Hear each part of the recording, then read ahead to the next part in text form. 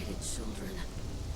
I have subverted their sorceries, so that only slaves of the bracelet can hear my message. I am the mother of your race. I am Secret Bearer, God Killer, Witch Queen. I will guide you. I will teach you, and when the time is right, I will free you.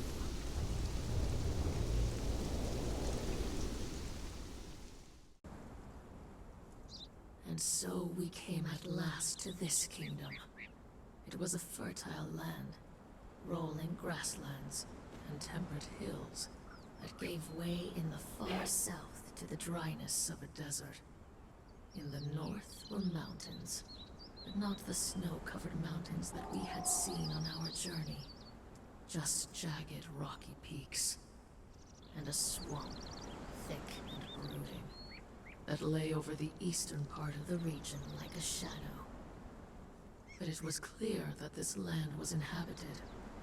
Carved blocks of mighty stone covered the landscape, and a crystal-clear lake in the north was dammed and siphoned along a great aqueduct. And the city, such engineering was beyond humankind. I saw the great monuments, the statues brooding over the river, and the towers that flamed unnaturally across the landscape. And I confess, I felt fear.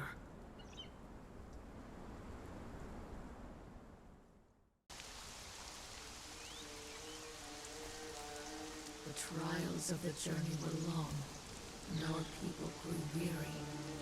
We came to the shores of an inland sea, and built boats and rafts to cross it. There were islands there, at least 2 of which had been inhabited before our coming. Some of our people chose to stay, hoping to recreate the seafaring life that we had enjoyed before the cataclysm. The water had betrayed us once, so many of us continued westward. A remnant of a remnant of a remnant.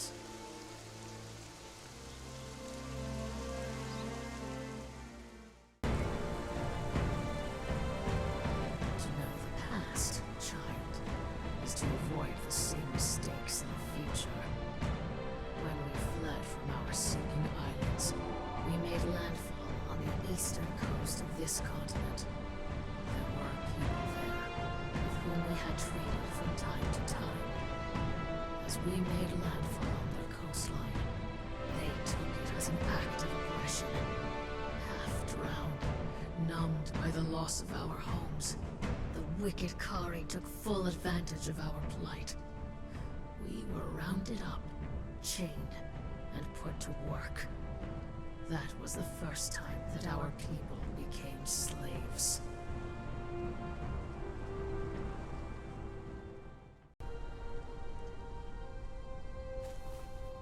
The war continues, child. I cannot say when it will end. You may not remember us. You may not have been born among us. But I urge you to join us. Resist. Sabotage the Giant Kings and their works. We are coming for you.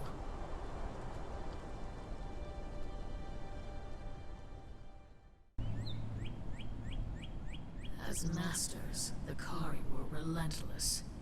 For you, child, I do not need to detail the brutality of existence under the Kari. You live a similar fate today, under the yoke of your masters. Needless to say, there were those of us who were versed in lore that was alien to the Kari. Our island civilization was far more advanced than theirs. If the war had been a fair one, we would have shattered them with our powers. As it was, some of us escaped.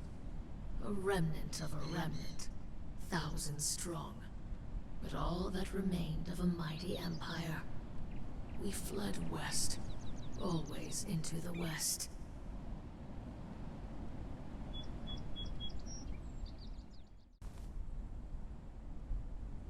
Perhaps you were born a slave, and you do not remember the fate that shaped us. We were a people of the sea, voyagers and traders. Our islands were warm and prosperous, and we spent our days fishing and sailing. I was an apprentice to the cult of Dagon. But then came the great cataclysm. The world shook, and our islands exploded in fire and chaos.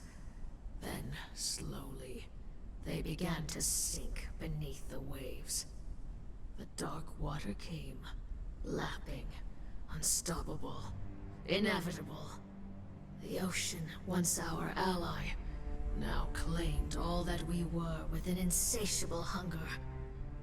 We gathered what boats and wreckage we could, and we fled into the west.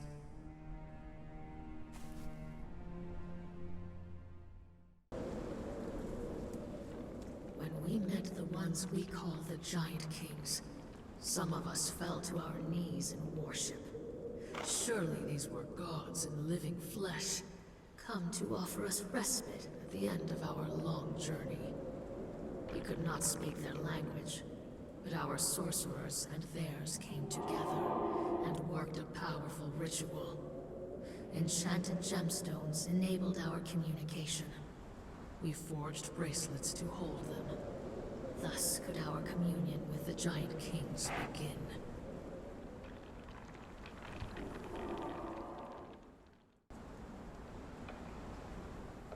There were mistakes in this stumbling, fumbling relationship. Our allies had little contact with humans, and our impatience as a people meant nothing to creatures with such long lives. To us, they were painstakingly slow to deliberate and make decisions.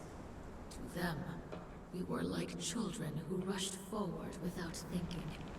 Still, there was progress. They had agreed that we could settle the swampy lands on their eastern borders. For them, the land had little value. But to those of us who remembered our seafaring roots, it gave us a chance to be close to the water once again. And, given time, we would be able to call upon Dagon once again.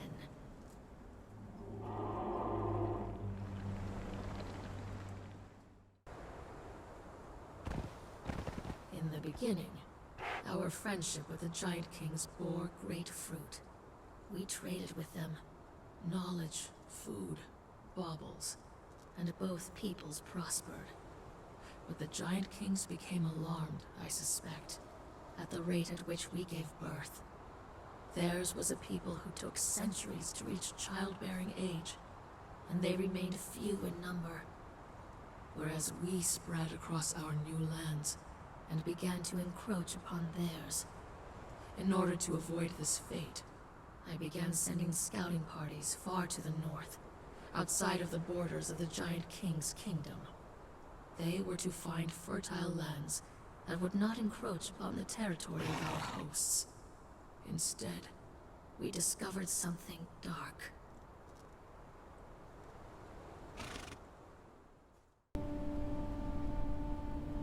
We confronted the Giant Kings and the Triumvirate with their darkest secret, and they did not deny it.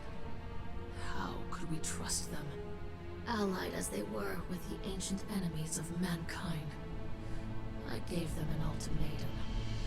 To give us the northern lands, to stay their hand while we exterminated the Serpent Men. They refused. War was inevitable.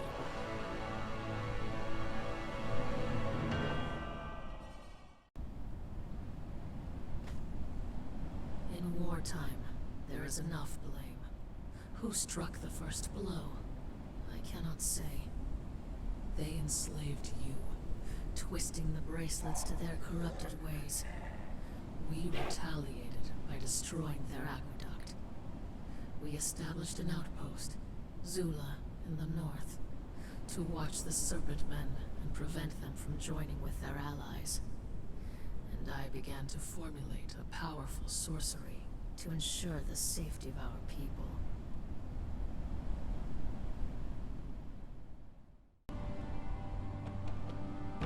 I speak, child, of the passage that our scouts found, leading into the very bowels of the earth.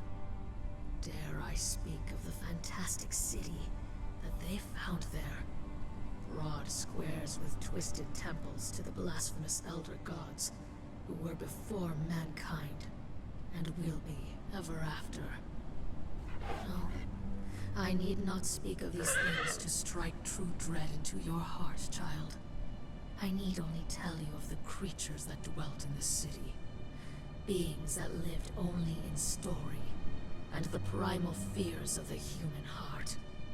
For beneath the earth, we discovered what remained of the serpent men of Volusia.